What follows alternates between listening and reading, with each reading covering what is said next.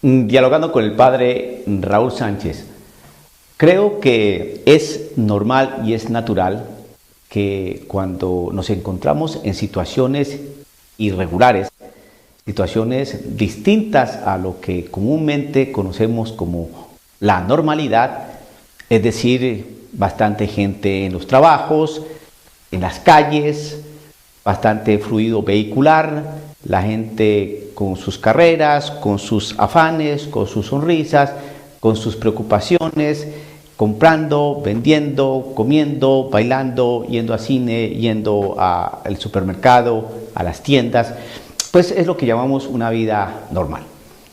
Pero cuando vemos que las calles están solas, los supermercados están vacíos, tanto de gente como de algunos elementos que suelen estar en los estantes, cuando vemos que los restaurantes están vacíos, que toca comprar a través de una ventanilla, eso no es normal. Y eso en virtud de un virus. Bueno, y ese virus obviamente pues, ha creado unos desajustes y unos desbalances, no solamente a nivel de salud por la cantidad de muertos que ha cobrado, sino por los desajustes de orden económico que se están surtiendo. Pues bien, entonces aparecen una serie de preguntas, ¿no? ¿Qué va a pasar? ¿Esto es el fin del mundo? ¿Es el principio de algo? ¿Es el apocalipsis? ¿Qué va a venir después de esto? ¿Cuándo se va a terminar? Dicen que el 4 de mayo, otros dicen que el 30 de abril. ¿Qué es todo esto? Pues dentro de la Iglesia Católica aparecen algunos que miran esto como una realidad catastrófica, como una señal, como algo. Y creo que si analizamos esto, pues en algo tienen razón. Mire, nosotros somos personas de fe y no podemos descartar estos signos, ¿no? Estas pandemias, estas enfermedades, estos problemas económicos, estos desajustes a nivel social, político.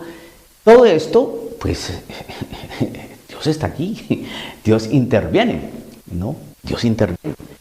Porque Él genere una pandemia, sino porque Él permite que se geste una pandemia.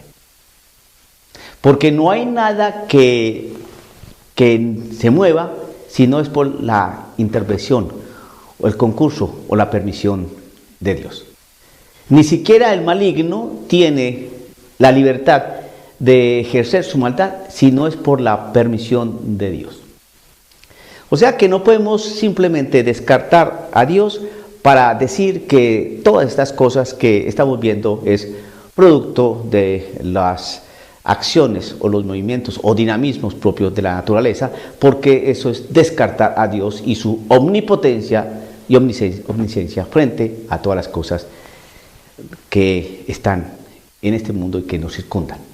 Bueno, pero de todas maneras nos hacemos preguntas. En la época de Pablo, San Pablo, ese apóstol, ¿no? Ese escritor, en la época en que él escribió a los tesalonicenses, ¿no? Pensaban que la venida del Señor era prácticamente inminente, ya. Hacía unos años había pasado la muerte de nuestro Señor Jesucristo, algo así como más o menos redondeando unos 45, 50 años más o menos, y pues se pensaba que Jesucristo iba a retornar, que era inminente ya su segunda venida. Entonces, dice Pablo a los tesalonicenses lo siguiente: ¿cuándo sucederá esto? ¿Cómo será todo esto? Entonces, refiriéndose a la segunda venida del Señor. ¿Cuándo sucederá eso? ¿Cómo será la segunda venida? Entonces dice Pablo: sobre esto, hermanos, no necesitan que les hable, pues saben perfectamente que el día del Señor llega como un ladrón en plena noche. Bueno, Eso lo dijo Pablo hace 2000 años. No llegó. Pero sí les está advirtiendo cómo era la segunda venida. Es decir, no sabemos. No lo sabemos. Yo quiero que ustedes se centren en la Sagrada Escritura y que en lugar de escuchar tanta especulación que puede haber por ahí, que no dudo que pronto sea con buena intención, creo que hay que centrarnos en la palabra de Dios, la Biblia. La Biblia. Porque la Biblia es la revelación pública dejada por nuestro Señor Jesucristo. Entonces, si usted se acoge a lo que dice el texto sagrado, pues va dilucidando una serie de cuestionamientos que es natural y que es normal que nos formulemos frente a tantas cosas que nos desconciertan. Es natural, es normal, es legítimo hacernos preguntas ante tantas situaciones que nos desconciertan y que nos causan bastante miedo en muchas oportunidades. Entonces viene Pablo y dice algo a los tesalonicenses que nos dice algo también a nosotros. En esa inminencia que pensaban los tesalonicenses de que iba a regresar el Señor en su segunda venida, y obviamente han pasado 2000 años y no llegó, pues Pablo sí dice algo que debemos poner atención. Cuando afirma, pues saben perfectamente que el día del Señor llega como un ladrón, en plena noche. Cuando todos se sientan en paz y seguridad, les caerá de repente la catástrofe. Es decir, no sabemos. No sabemos. ¿Qué más nos dice y nos ilustra la Sagrada Escritura? Entonces, les caerá de repente la catástrofe. ¿Cuándo? Cuando sientan en paz, cuando se sientan en paz y en seguridad. Cuando nos hablen y nos empiecen a decir que la paz y la seguridad, ojo a esas palabras, no se les olviden estas dos palabras. Cuando empiecen a hablar de convenios de paz y seguridad, cuando les empiecen a hablar de contratos, de convenciones, de firmas para lograr la paz y la seguridad, no se les olvide esas dos palabras. Entonces, ahí es cuando puede venir algo. ¿Por qué? Porque la palabra del Señor así nos lo está enseñando. No yo simplemente leo y explico. Entonces, dice, cuando todos se sientan en paz y seguridad, les caerá de repente la catástrofe encima. Lo mismo que llegan los dolores de parto a la mujer embarazada y nadie podrá escapar. O sea que no sabemos. Lo dijo hace 2000 años, hoy hacemos eco de esa palabra, o sea que hoy está más cerca esto, esa situación. Pero una cosa sí que nos queda bien claro y que le quedó bien claro al pueblo judío hace 2000 años y hoy a nosotros, no sabemos.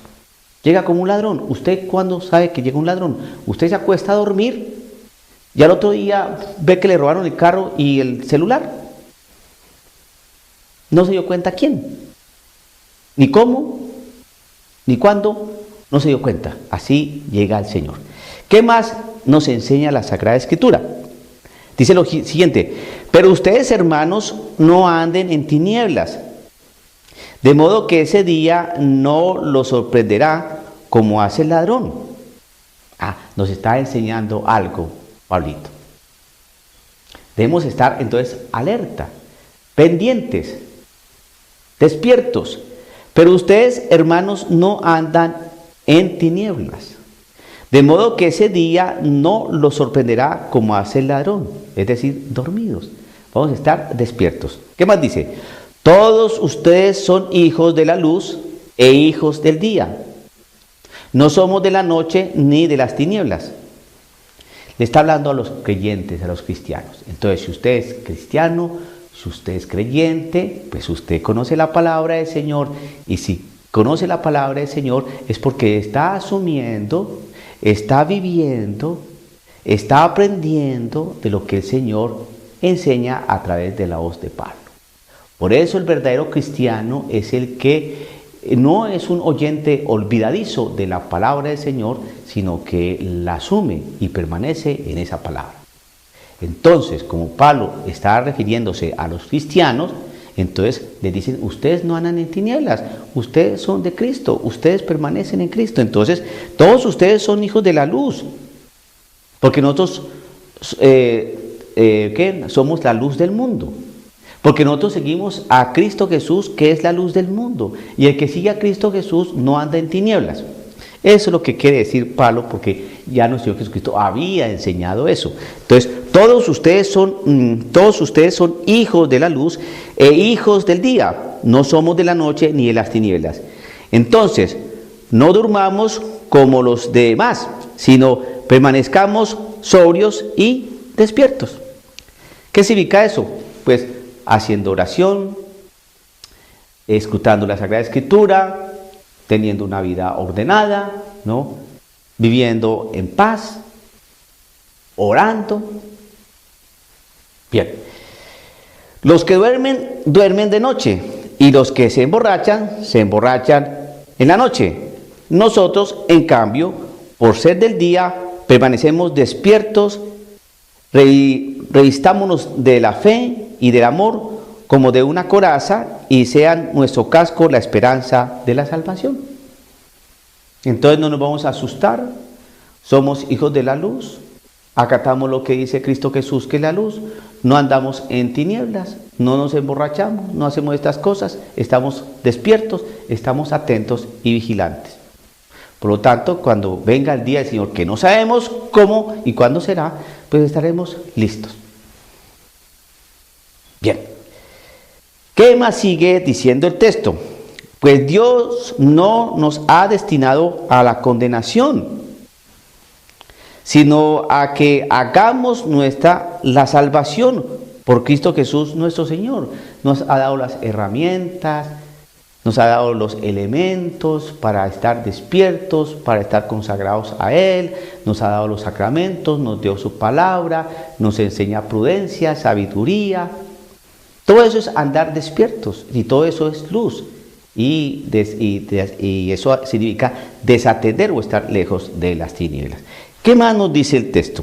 Dice acá, Él murió por nosotros para que despiertos o dormidos vivamos con Él.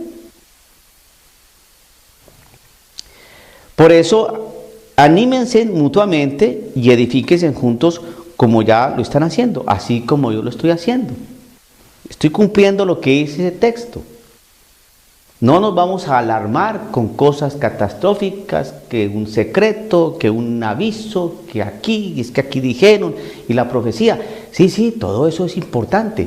Pero esto, creo que antes de alarmarnos, nos da una exhortación, nos levanta el ánimo, no nos echa pañitos de agua tibia, sino que nos mantiene en una actitud madura y responsable frente a la segunda venida de nuestro Señor Jesucristo, o frente a estos acontecimientos que a veces nos inquietan. Entonces, vuelvo a repetir, por eso anímense mutuamente, edifíquense juntos como ya lo están haciendo. Correcto. ¿Qué más nos dice la Escritura? Hermanos, les rogamos que se muestren agradecidos con los que trabajan para ustedes, los dirigentes en el Señor, y los corrigen. Vuelvo a leer eso. Hermanos, les rogamos que se muestren agradecidos con los que trabajan para ustedes, los dirigen en el Señor y los corrigen. ¿Quiénes trabajan para ustedes? ¿Quiénes los dirigen y quiénes los corrigen? Que sean agradecidos, está diciendo Pablo. Pero parece ser que en lugar de gratitud, a veces uno recibe más bien insulto o recriminación o desacuerdos y cosas de estas. Pero bueno, fíjate que es interesante esta palabra de Pablo. ¿Qué más dice Pablo? ténganles mucho aprecio y cariño a estas personas que los corrigen, ¿no? Porque lo hacen y viven en paz entre ustedes. Y termino con esto. Les rogamos también, hermanos, que reprendan a los indisciplinados. ¿Cómo es? Reprendan a los indisciplinados. Hay que corregir, hay que regañar, hay que exhortar, hay que reprender. Les rogamos, hermanos, que reprendan a los indisciplinados, animen a los indecisos, sostengan a los débiles y tengan paciencia con todos. ¿Qué mejor palabra para estos momentos que estamos viviendo? Así, sin alarmarnos, pero tampoco descuidarnos, ¿no? Debemos asumir todo esto. ¿De dónde saqué todo esto que les estoy diciendo? De la palabra del Señor. ¿Dónde? Primera carta de Tesalonicenses, capítulo 5 en adelante. Los de Tesalónica estaban esperando la venida del Señor y pensaban que ya era inminente.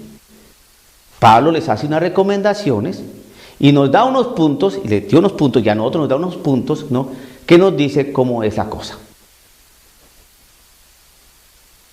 Espero que estas sencillas consideraciones les sirva para asumir de mejor forma todo este tiempo que estamos viviendo.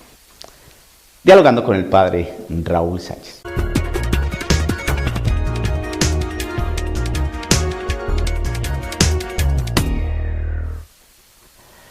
Dialogando con el padre Raúl Sánchez, 23 de abril, día jueves, se va a proclamar dentro de la liturgia de la Eucaristía de la Misa un texto, un extracto del libro de los Hechos de los Apóstoles, en su capítulo 5, verso 27 al 33. Este corto pasaje pues, nos hace referencia concretamente a la prohibición que hicieron, ¿no?, las autoridades judías a los apóstoles de no predicar en nombre de Cristo Jesús, no predicar la resurrección, no hablar del Mesías. La prohibición, hay prohibición, prohibir hablar de Cristo Jesús, prohibir hablar de su mensaje. El texto concretamente nos dice lo siguiente. A ver, compartamos. Los trajeron y los presentaron ante el consejo. El sumo sacerdote los interrogó diciendo: les habíamos advertido y prohibido enseñar en nombre de ese, pero ahora en Jerusalén no se oye más que su predicación y quieren echarnos la culpa de la muerte de ese hombre. Pedro y los apóstoles respondieron: hay que obedecer a Dios antes que a los hombres. El Dios de nuestros padres resucitó a Jesús, a quienes ustedes dieron muerte, colgándolo de un madero. Dios lo exaltó y lo puso a su derecha como jefe y salvador, para dar a Israel la conversión y el perdón de los pecados. Nosotros somos testigos de esto, y lo es también el Espíritu Santo que Dios ha dado a los que le obedecen. Bueno, entonces, ¿por qué los discípulos del Señor, los apóstoles, no obedecían a las autoridades judías? Porque la palabra lo dice bien claro, nosotros somos testigos de esto. Uno no se puede callar cuando ha visto, oído, conocido y ha estado de cara a cara con la verdad. ¿Cómo silenciar eso? ¿Cómo callarse? Pues bien, resulta que cuando se es testigo presencial, se es testigo, ¿no?, directo de unos hechos, de la vida de un hombre que pasó haciendo el bien, que murió, que resucitó, que compartió, que lo vieron haciendo todo un montón de cosas antes y después de su muerte, una vez resucitado, pues ¿cómo callar? Es que es imposible. Y precisamente nosotros que hemos recibido ese mensaje, esos testimonios, ¿no?, pues también ¿cómo callarnos? Es imposible.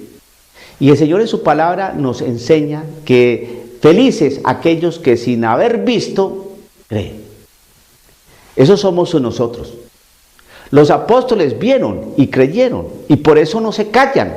¿Cómo callar una cosa que hemos visto, que hemos oído, que la hemos palpado? ¿Cómo callarla? Y por eso nosotros obedecemos primero a Dios que a los hombres, porque sabemos quién es Cristo Jesús, que es Dios. No nos vamos a callar. Pues bien, ese mensaje se ha venido transmitiendo hasta el día de hoy. Y por eso nosotros seguimos hablando de Cristo Jesús, seguimos hablando de su resurrección, porque hemos recibido un mensaje de personas que vivieron el dato, que lo vieron, que fueron protagonistas de ese dato llamado Cristo Jesús, de esa realidad llamado Cristo Jesús entre nosotros, de Dios con nosotros. Pues igualmente nosotros no nos podemos callar, porque se cumple en nosotros esa afirmación, esa promesa: dichosos los que creen sin haber visto. Eso somos nosotros, somos dichosos y no nos callamos y nos sentimos contentos, gozosos en este tiempo pascual de seguir hablando de Cristo Jesús, y no nos van a callar. Van a tratar de silenciarnos, de cerrarnos, ¿no?, la boca a como dé lugar. Y vamos a sufrir la suerte de nuestro Señor Jesucristo, así como nos sufrieron los apóstoles.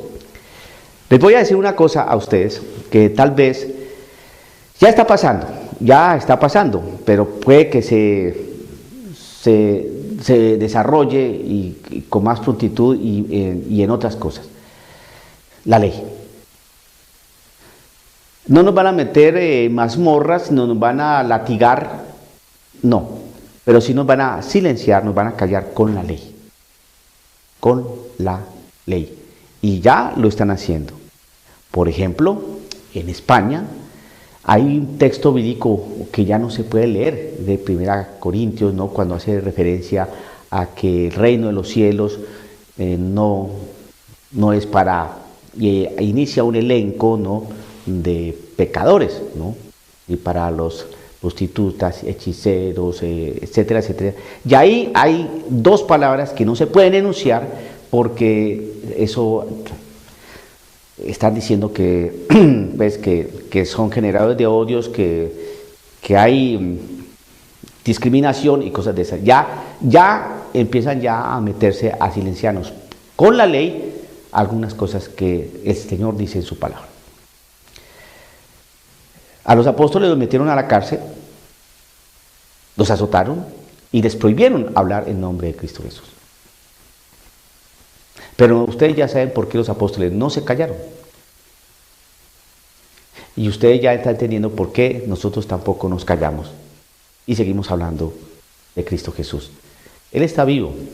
Si estuviera muerto, no lo silenciarían con la ley. El ser humano es igual, tanto los que trabajan por el bien como aquellos que trabajan por el mal.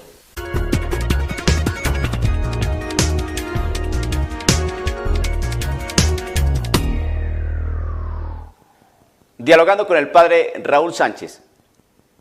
Es una lástima lo que tengo que decir en este instante, pero lo tengo que decir. Desafortunadamente existen choques, encuentros, fricciones entre nosotros los que creemos en Cristo Jesús.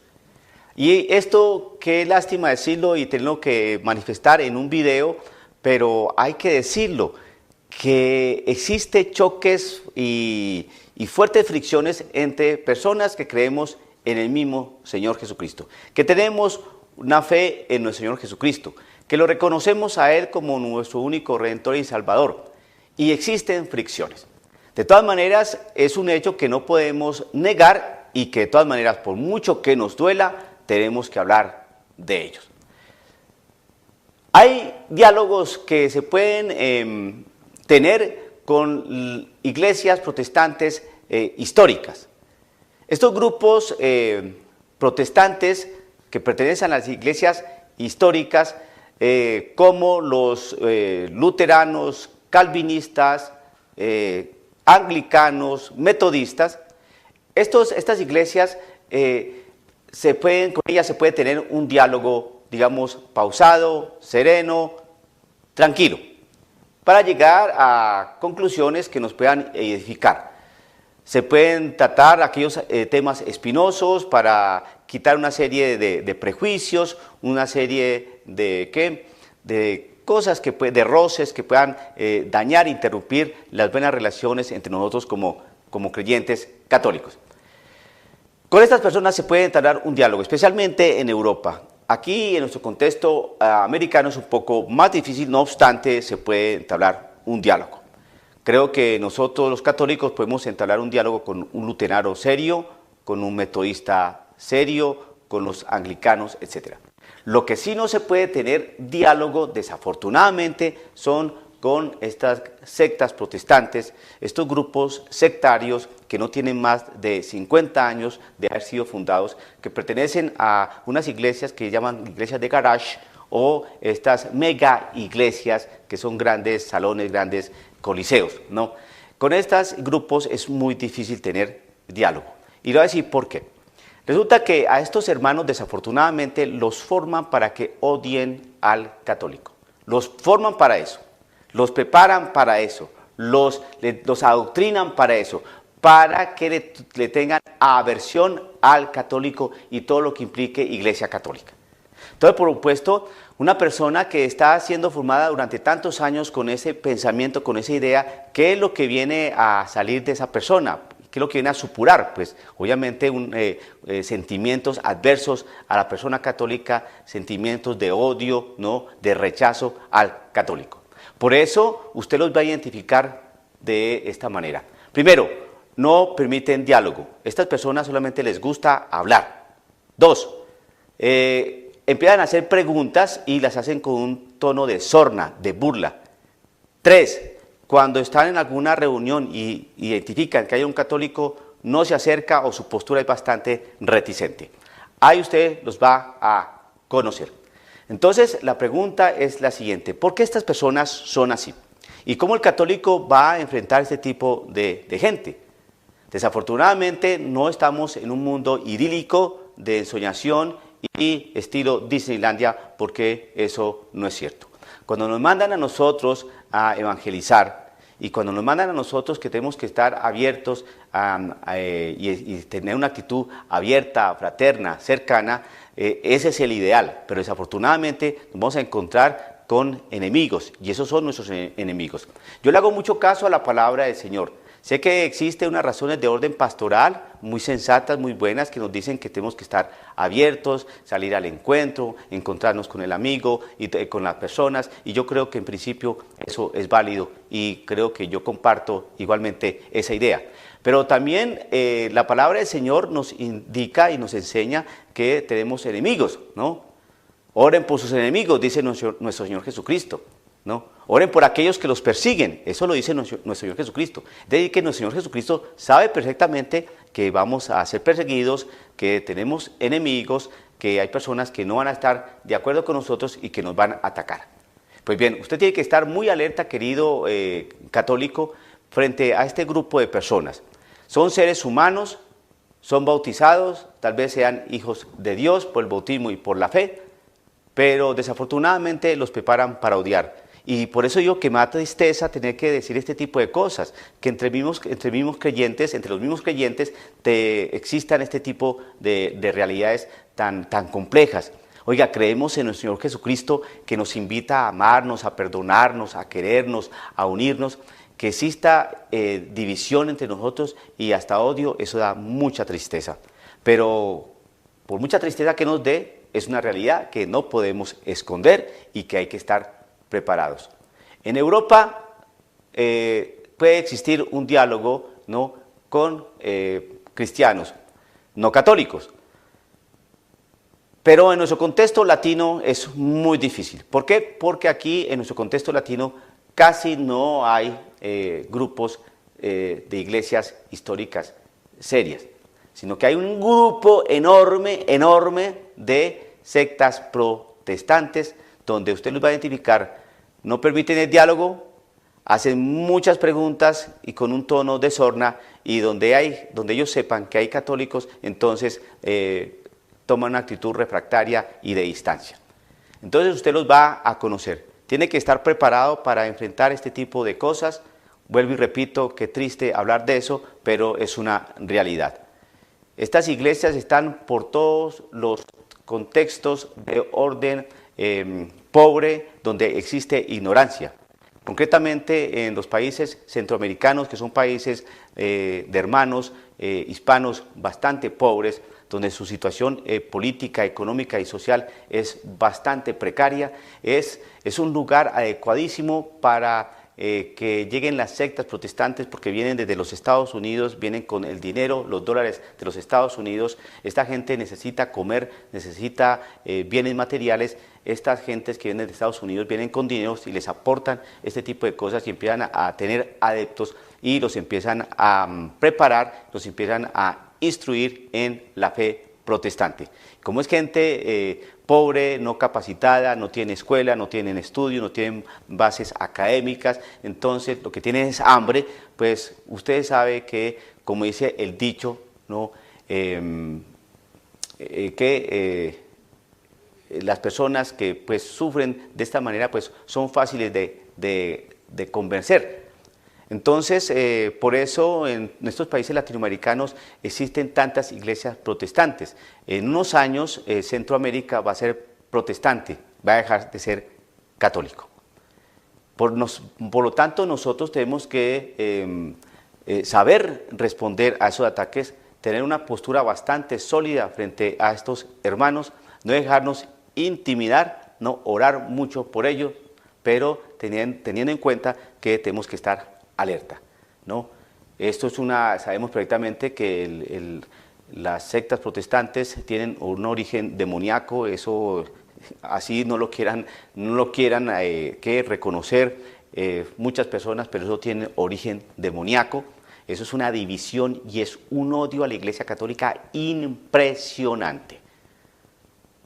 Impresionante. Una cosa es que yo esté en desacuerdo con una posición teológica, que esté en desacuerdo con una realidad doctrinal, ¿no? Puede que eso se suscite, pero es que estos hermanos nos miran a nosotros no con esa visión, sino que nos miran con odio, con desdén, y eso es fácil reconocer. Eso es fácil saberlo, simplemente ir a los comentarios que hay después de los videos, no solamente de mis videos, sino los comentarios que pueden aparecer frente a algún video de algún sacerdote, algún católico, entonces para que usted vea la clase de insultos, ¿no? Y las clases de groserías que nos dicen. Solamente puede haber allí odio. Un hermano separado puede exponer su desacuerdo de una manera decente, pero lo hace con sorna, lo hace con odio, lo hace con grosería, con vulgaridad. Y eso está allí, eso no se puede negar. Y por eso yo invito a los hermanos católicos que por favor eviten todo tipo de comentario no grosero, maleducado, no indecente, procaz. Eso no es propio del cristiano. Si no puede comentar decentemente, hermano católico, por favor, que no comente. Pero nosotros no podemos estar al mismo tono de los hermanos protestantes de este corte.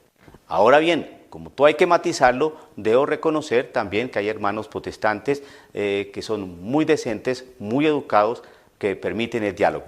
Pero desafortunadamente, la gran mayoría no son así, son reticentes, son refractarios, son burlones, son hirientes, tienen una teología desintegrada, manejo equivocado de la Sagrada Escritura, la antropología que manejan es espantosa, el conocimiento teológico es bastante pírrico. Por lo tanto, entrar en diálogo con personas que pertenecen a iglesias de este corte es muy complicado.